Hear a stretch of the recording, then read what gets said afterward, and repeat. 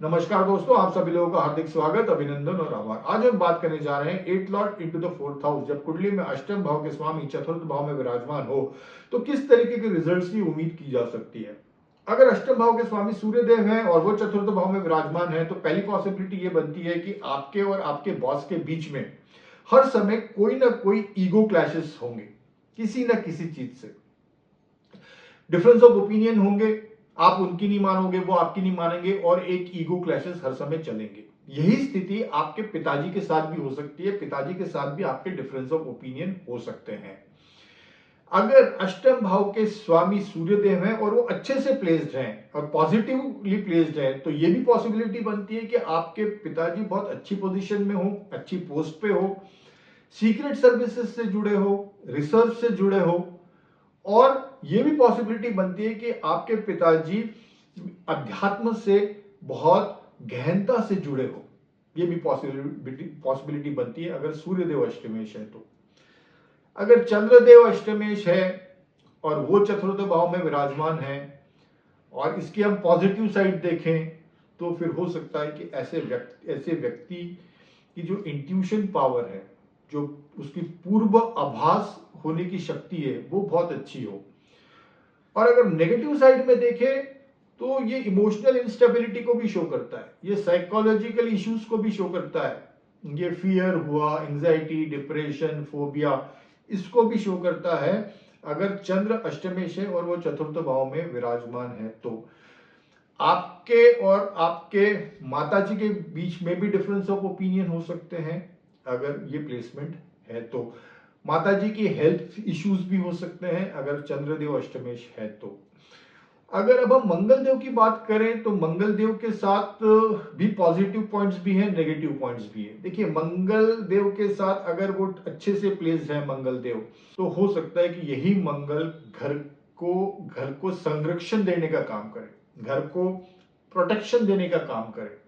और यही अगर नेगेटिवली ऑपरेट करेगा अगर ये मंगल तो हो सकता है कि यही मंगल घर में लड़ाई झगड़े भी करवाए और सुख शांति घर की भंग हो। फिर हो सकता है वो प्रॉपर्टी से रिलेटेड कोई कारण से हो जाए, क्योंकि वो मंगल है और मंगल प्रॉपर्टी और रियल एस्टेट को भी दर्शाता है।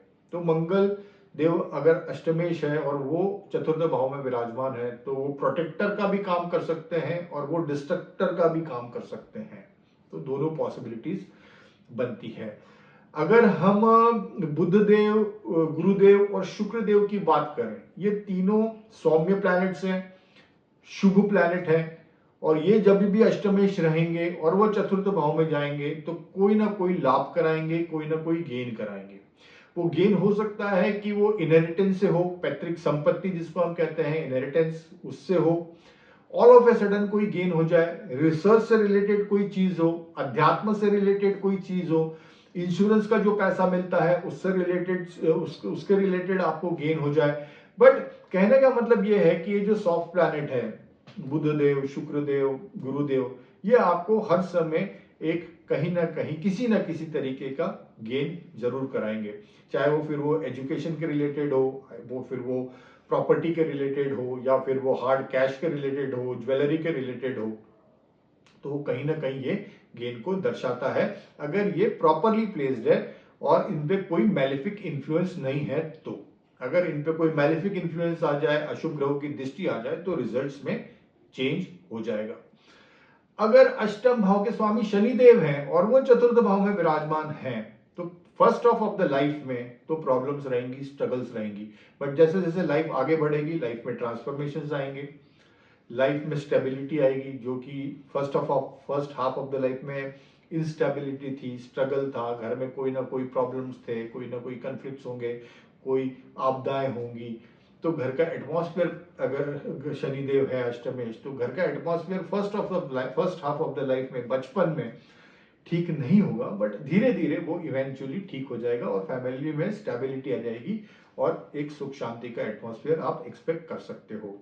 अगर अष्टमेश राहु देव है, तब जब मैं अष्टमेश राहु देव की बात कर रहा हूं तो मैं कुंभ राशि की बात कर रहा हूं अष्टम स्थान पे, क्योंकि उसके जो को रूलर है वो राहु देव होते हैं। पहले प्राइमरी रूलर हम शनि देव को मानते हैं, को रूलर हम राहु देव को मानते हैं। तो अष्टमेश अगर राहु देव कुंडली में चतुर्थ भाव में विराजमान है तो ये भी घर में कन्फ्लिक्ट्स को दर्शाता है, किसी न किसी चीज को, प्रॉब्लम्स को दर्शाता है। कैसे दर्शाता है? क्योंकि राहु चतुर्थ भाव में घर से बहुत ज्यादा एक्सपेक्टेशंस को बढ़ा देते हैं। जो नेचर होता है वो बहुत ज्यादा डिमांडिंग हो जाता है और अपनी चलाना, अपने स्वार्थ के बारे में घर पे बात करना और सिर्फ अपने ही और अपने बारे में बात करना, किसी और का नहीं सोचना। और इसी कारण से घर में प्रॉब्लम्स होती हैं, घर में डिफरेंस ऑफ ओपिनियन होते हैं, मनमुटाव होता है और ये ही लड़ाई झगड़े का कारण बनता है अगर अष्टमेश राहु है और वो चतुर्थ भाव में विराजमान है। तो अगर केतु देव अष्टमेश है और वो चतुर्थ भाव में विराजमान है तो घर से किसी न किसी कारण से अलगाव की स्थिति बनती है। बट हाँ, अच्छी बात यह है कि अगर अष्टमेश केतु देव है और वो चतुर्थ भाव में विराजमान है तो घर से स्पिरिचुअलिटी के रिलेटेड या अध्यात्म से रिलेटेड एक बहुत गहरा कनेक्शन रहता है। ऐसे व्यक्ति को बाय बर्थ या घर से ही ऐसे संस्कार मिलते हैं जो कि उसको अध्यात्म से जोड़ते हैं, जो कि उसको स्पिरिचुअलिटी से जोड़ते हैं, जो कि उसको रिलीजन से जोड़ते हैं। तो क्योंकि चतुर्थ स्थान जो कुंडली का है वो भी एक मोक्ष त्रिकोण का स्थान है और जो अष्टम स्थान है वो भी मोक्ष त्रिकोण का एक स्थान है। तो ये जो दोनों कनेक्शन हो रहा है, चतुर्थ भाव और अष्टम भाव, ये दोनों मोक्ष त्रिकोण के स्थान है। तो अगर नेट नेट बात की जाए ये पूरे प्लेसमेंट की, जब भी अष्टमेश चतुर्थ भाव में होंगे तो शुभ ग्रह है, अगर तो शुभ ग्रह है बुध गुरु शुक्र, तो ये आपको अच्छे रिजल्ट्स देंगे। बट अगर ये सूर्य देव है तो ईगो क्लैशेस से बचना है, चंद्र देव है तो इमोशनल स्टेबिलिटी इंस्टेबिलिटी हो सकती है, वहां पे आपको बचना है। और शनि देव है तो आपको पेशेंस रखना है, धीरे धीरे चीजें चेंज होंगी। अगर राहु देव है तो आपको सबको साथ लेके चलना है, अपना स्वार्थ नहीं देखना है। और केतु देव है तो यह आध्यात्मिक प्रगति के लिए बहुत अच्छा है।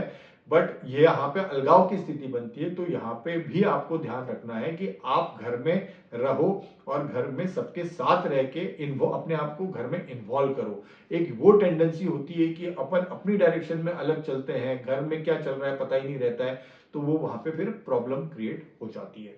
तो ये पूरा रिजल्ट्स था सभी ग्रहों के बारे में, जब वो अष्टमेश होंगे और वो चतुर्थ भाव में विराजमान होंगे तो ये किस तरीके के रिजल्ट्स देंगे। So this is all about 8th Lord into the 4th house. Thank you so much. Wish you all the best. Bye and take care.